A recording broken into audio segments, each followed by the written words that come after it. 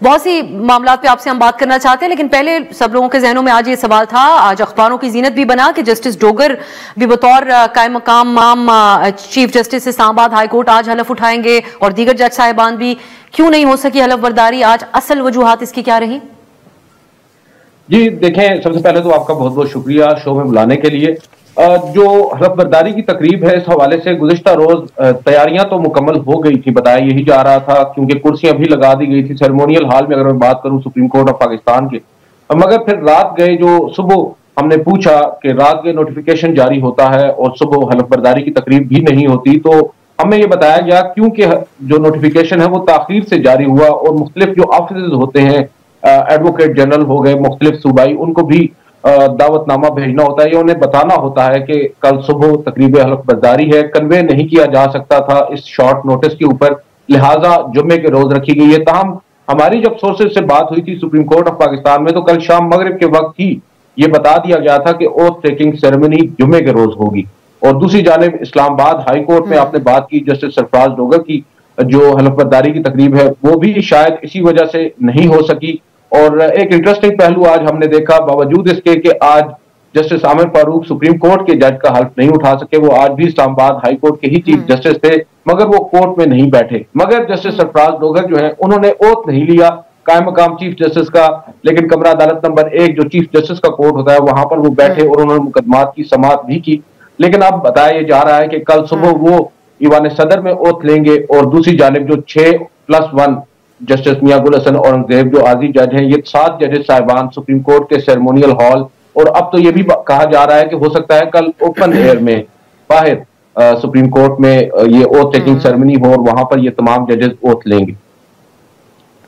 खुली फजा में ये तकरीब आप कहते होंगे। ये भी आपके लिए कुछ हैरत अंगेज है कि जो वेबसाइट है अदालत की, उसके ऊपर तारीख अपॉइंटमेंट की जस्टिस डोगर की, वो खाना खाली है, वो मेंशन नहीं किया गया।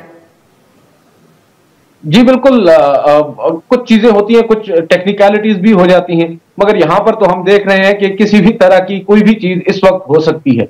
आपने अभी जैसे नोट किया होगा कि जस्टिस सरफराज डोगर साहब की सीनियरिटी जो है वो अभी मौजूद बहस बनी हुई है, और उसके ऊपर ये कहा जा रहा था कि शायद हुकूमती शख्सियात भी सहमत नहीं है। मुख्तलिफ जो ये यहाँ पर नोट्स या आप कह सकते हैं पॉइंट्स रेज किए गए हैं। जस्टिस याही आफरीदी साहब का एक बयान भी सामने आया कि अटॉर्नी जनरल भी नहीं समझते कि जस्टिस सरफराज डोगर साहब ले जाना चाह रहे थे। जी बिल्कुल, जस्टिस से अगर आपकी इजाजत हो, मुझे अगर आप इजाजत दें यहाँ पर ये पूछने की, क्योंकि उस दिन जो चीफ जस्टिस थे गुफ्तगू सहाफियों से की, बहुत सी चीजें उसके अराउंड जो है वो कही गई। तो आज जो अब तहरीरी तौर पे अटॉर्नी जनरल का हम देखते हैं, वो ये कहते हैं कि चीफ जस्टिस के तहफुजात से मैं मुत्तफिक नहीं हूं। उस दिन चीफ जस्टिस से एग्जैक्टली सीनियरिटी के हवाले से, जस्टिस डोगर के हवाले से कहा क्या था, ये भी बताइएगा। देखिए, जस्टिस याही आफरीदी साहब का जो मौकफ था वो बड़ा ही हैरान कुन है मेरे लिए, क्योंकि पहले जब हमारी उनसे गुफ्तगू हुई थी इस जुडिशल कमीशन की मीटिंग से कबल, तो उन्होंने कहा कि ये दो मुख्तलिफ पहलू हैं, एक जानिब सीनियरिटी है तो दूसरी जानिब ट्रांसफर है। ट्रांसफर का उन्होंने खैर मकदम किया और सीनियरिटी के ऊपर कहा कि मेरी अपनी राय है, 10 फरवरी के बाद मैं आपको बताऊंगा। और जब 10 फरवरी के बाद हमारी उनसे मुलाकात हुई, उन्होंने अपनी वो राय बताई और उन्होंने ये कहा कि मैंने मिनट्स ऑफ द मीटिंग में ये नोट करवाया है कि मेरा इख्तिलाफ है, मेरा इख्तिलाफी व्यू है। मैं नहीं समझता कि जस्टिस सरफराज डोगर, उन्होंने गो कि उनका नाम नहीं लिया, एक पर्टिकुलर जज के बारे में उन्होंने कहा था कि उनको उनके जो सीनियरिटी लिस्ट में मौजूदगी है वो उससे इत्तेफाक करते हैं। और साथ ही उन्होंने ये कहा, और मेरे साथ जो फेलो जर्नलिस्ट रिपोर्टर्स वहां पर मौजूद थे, उन्होंने खुद सुना कि अटॉर्नी जनरल ऑफ पाकिस्तान जो है वो भी चीफ जस्टिस ऑफ पाकिस्तान के इस व्यू पॉइंट से अग्री करते हैं।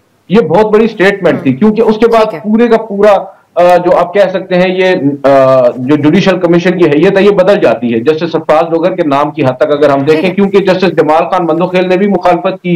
मुखालफत कह सकते हैं या आप कह सकते हैं उनकी राय ये थी कि जब तक सीनियरिटी का असूल तय नहीं हो जाता। अख्तर हुसैन साहब ने भी यही बात की, चीफ जस्टिस ने ये बात की, और 4 फाजिल मेंबरान जो बाइकआउट कर चुके थे, 2 जजेस और 2 पीटीआई के अरकान, इन सबको मिलाकर, और जब अटॉर्नी जनरल का भी नाम लिया गया तो ये 8 लोग हो गए थे।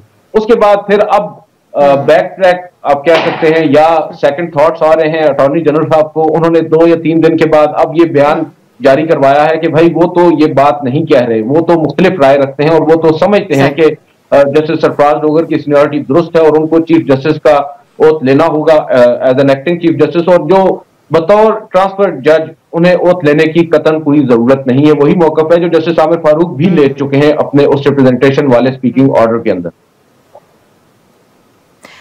आफ्टर थॉट का लफ्ज आपने इसके लिए इस्तेमाल किया। बदील, आखिर में आज जो एक और मौजू सबसे बड़ा बना हुआ है वो IMF का तकनीकी मिशन पाकिस्तान में है और उनका फोकस पाकिस्तान के निजाम अदल के हवाले से, निजाम इंसाफ के हवाले से है। बताया यह जा रहा है कि उनकी सुप्रीम कोर्ट बार एसोसिएशन के नुमाइंदगान से मुलाकात होगी। आपके पास कोई इतलात है कि क्या वो सदर से मिलेंगे सुप्रीम कोर्ट बार के या सेक्रेटरी से भी मिलेंगे? क्योंकि एक तकसीम तो है और फिर उसमें ख्यालात भी मुख्तलिफ हैं, कुछ लोग हुकूमत के साथ हैं और कुछ दूसरी तरफ। तो ये उनकी मुलाकातें किन से होने जा रही हैं? अभी तक जो इतलात है हमें यही मालूम हुआ है कि जो प्रेसिडेंट है सुप्रीम कोर्ट बार एसोसिएशन के, उनके साथ ही ये मुलाकात होगी। मगर ये बड़ा इंटरेस्टिंग होगा और यहाँ पर एक जो तकसीम, आपने बड़ा राइटली इस बात को पॉइंट आउट किया कि सलमान साहब जो हैं, जो सेक्रेटरी हैं, जो इलेक्टेड रिप्रेजेंटेटिव हैं वकला के, उनको तो उनकी अपनी बार अब ऑन नहीं कर रही और उनका तो बताया जा रहा है कि दावा किया जा रहा है वो तो सेक्रेटरी भी नहीं है।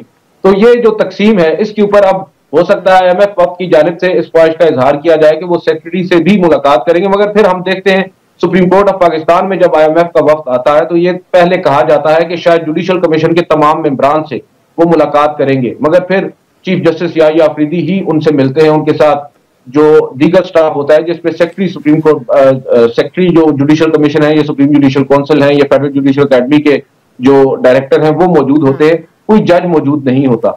यहाँ पर भी हो सकता है जो ओवरऑल जो सबसे सीनियर ऑफिशियल बनते हैं सुप्रीम कोर्ट बार एसोसिएशन के सदर हैं, वो उनसे ही मुलाकात की जाए अगर उनकी जानिब से ख्वाहिश का इजहार। तो यानी अदील, अगर हम ये कहें कि IMF की अभी तक की तयशुदा मुलाकातें या जो एक तर्ज देख रहे हैं, यकतरफा ओपिनियन ही IMF के इस तकनीकी मिशन के सामने पेश है अभी तक पाकिस्तान की तरफ इस अदलिया के मामले में। कोशिश तो अभी कम से कम ऐसी ही की जा रही है कि यकतरफा ही हो। आपको भी मालूम है अगर जुडिशल कमीशन के दीगर मेंबरान से IMF के वक्त की मुलाकात होती तो शायद जिस तरह की प्रेस रिलीज सुप्रीम कोर्ट से जारी हुई है, फिर इस तरह की प्रेस रिलीजेस जारी होती और बड़ा एक मुतजाद किस्म का मौक़िफ़ हमारे सामने आता और ये मामला मजीद बिगाड़ की तरफ बढ़ता आगे। जी।